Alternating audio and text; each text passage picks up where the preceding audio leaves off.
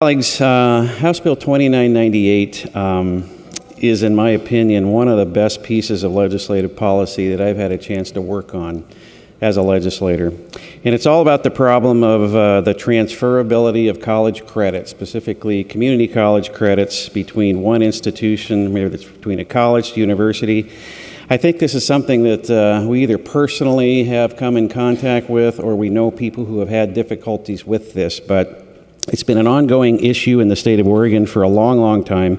You'll notice there's a floor letter from the Oregon Students Association today that talks about the extent of just how severe this problem really is. In Oregon, 63% of transfer students entered universities with fewer credits than they had earned at Oregon community colleges, with 35% of transfer students losing more than one term of work when they transfer from a college to university.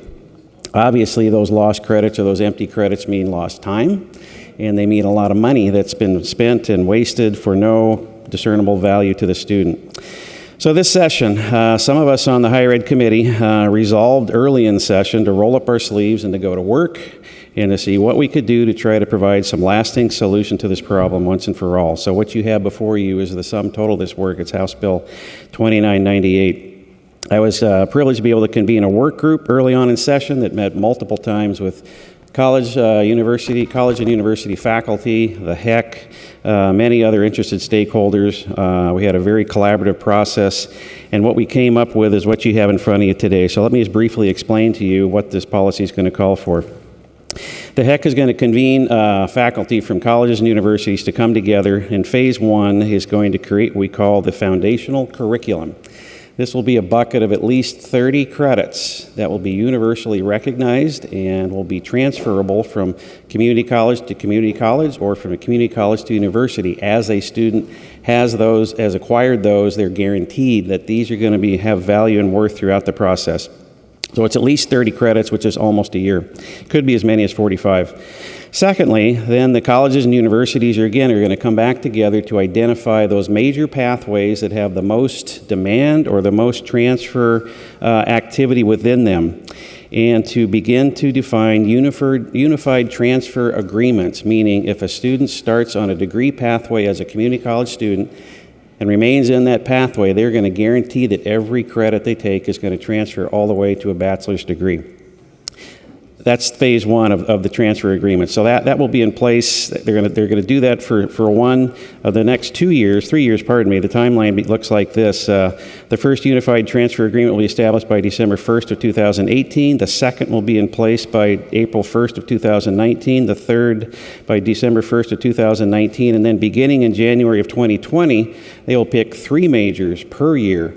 So as this process goes forth, we're going to continue to expand the number of major pathways where a student will take credit. They're going to guarantee that every credit they take will help them move forward to completion. So I just can't say enough about the broad-based support we've had for this work, and I have no idea why the stars aligned this session. It's been my 4th session here, and we've dealt with this vexing issue every time, but for some reason the colleges and universities and all of us together, the stakeholders, said it's time that Oregon get this right. So again, I want to just take my hat off to the committee chair who gave us a lot of latitude to work on this issue and was patient as we tried to work with our college and university colleagues on this. But this is really a huge step forward. It's really going to be significant for Oregon students and will truly help to elevate, I think, our stature as a state in that we're taking our students' time and talent and their talents obviously very seriously. We want these credits to count. So with that, I will let my, I'm sure, committee chair chime in, but thank you, Madam Speaker. I really encourage your aye vote. Thank you, Representative. Further discussion? Representative Reardon. Thank you, Madam Speaker, and to the bill. I just wanted to say I just looked at my notes, and Rep. Johnson did an excellent job covering the bill and giving all the gratitude for all of the hard work. But I just had to chime in and say this was one of the absolute top priorities for our committee, and this committee worked fabulously together. And so I give credit for most of that to Rep. Alonzo Leon and Rep. Johnson for really taking ownership of this issue and making sure that our students who are struggling so hard to get through college, some of them while they're raising families, and make sure they get credit for all the credit they've earned, and they can carry that on to the universities. And why this has taken 30 years to do this obvious kind of a no-brainer thing, I really don't know. But today we can rectify this, and we can help our students be more successful. They can keep their costs down, and I urge your I support. And again, thank you. Thank you, Representative. Further discussion? Seeing none, Representative Johnson, would you like to close? Just briefly, Madam Chair, the fiscal portion of this is the bill has a fiscal of $220,000, 490 general fund, and the 17-19 biennium for 2 part-time positions at the HECC to convene meetings, conduct data analysis, and write the legislatively required reports.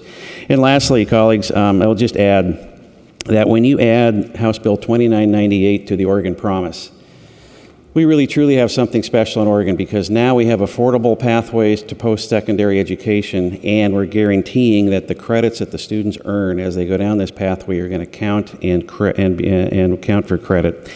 You know, this is a committee bill, but I think for all of us, this is truly a take-home bill, because we talk at town halls, and as we talk to our constituents, as we go back home, we can say we really did some important work, and all students and their families across the state of Oregon should be very happy with this. So thank you, Madam Speaker.